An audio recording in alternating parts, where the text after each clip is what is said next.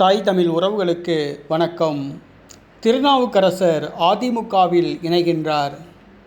திருநாவுக்கரசர் அதிமுகவில் இணைகின்றார்.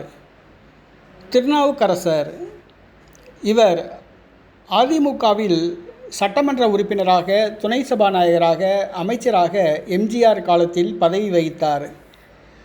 அதிமுக பிளவுபட்ட பொழுது ஜெயலலிதாவுக்கு ஆதரவாக இருந்தார். பின்பு ஜெயலலிதாவுடன் கருத்து வேறுபாடு ஏற்பட்டு அவர் தனியாக ஒரு கட்சி நடத்தி பாரதிய ஜனதா கட்சியில் இணைந்தார்.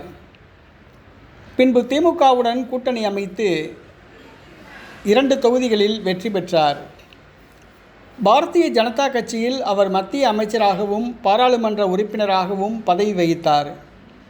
இந்த சூழ்நிலையில் பாரதிய ஜனதா கட்சியிலிருந்து விலகி காங்கிரஸ் கட்சியில் இணைந்தார். தமிழ்நாடு காங்கிரஸ் கட்சி தலைவராக பதவி வகித்தார்.